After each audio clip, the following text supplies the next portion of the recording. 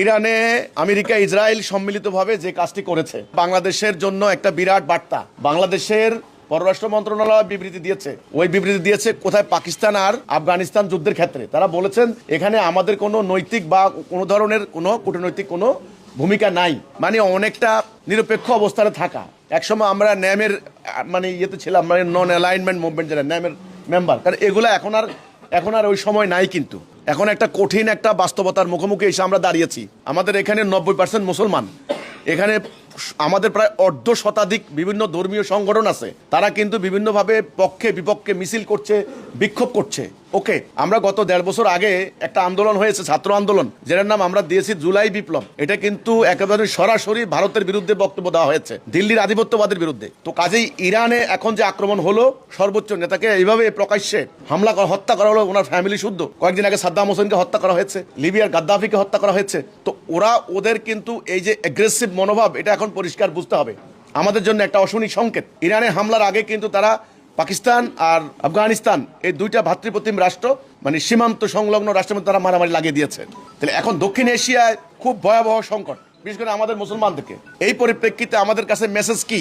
আমাদের কাছে মেসেজ হচ্ছে, যদি আমাদের ভিতরে ইন্টারনাল এই ধরনের দ্বন্দ্ব থাকে, দলাদলি, তাহলে আমরা কিন্তু আমাদের ওদের মতো পরিস্থিতি হতে কোনো বেশি বাকি নাই। অলরেডি রাজনৈতিক দ্বন্দ্ব করে আমরা এক দলকে দেশ থেকে বের করে দিয়েছি, ওরা এখন প্রস্তুতি নিচ্ছে দেশে রাজনীতি ইন করার জন্য, নিজেদের মধ্যে মারামারি হানাহানি। কাজেই পুরো জাতিটাকে একটা আদর্শের উপরে ঐক্যবদ্ধ করতে হবে, সেটা হলো আল্লাহর সভরেন্টি। 1 নাম্বার, আল্লাহর উপরে ভরসা করে, আল্লাহর সাহায্য ছাড়া এই সাম্রাজ্যবাদী, এই দাজ্জালীয় সভ্যতার মোকাবেলা করা কারো পক্ষে সম্ভব নয়। বাংলাদেশের জন্য একটা অশনি সংকেত। ওরা এখন যা চাইবে, ওরা বলবে তোমার পায়ের নিচে তেল আছে, আমাকে তেল দিয়ে দাও, দিতে হবে। তোমার অমুক দ্বীপ আছে, দ্বীপ দিয়ে দাও, অমুক আইল্যান্ড দিয়ে দাও, তোমার সেন্ট মার্টিন দিয়ে দাও, তোমার তেল দিয়ে দাও, তোমার বন্দর দিয়ে দাও, তোমার এটা দিয়ে দাও, তোমার এটা দিয়ে। কথা শুনতে হবে।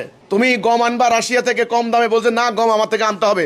যদি কথা না শোনো, প্রথমে স্যাংশন দেবো, এমবার্গো দেবো, তারপরে কথা না শুনলে বোম মেরে উড়াই দিব, কথা শেষ।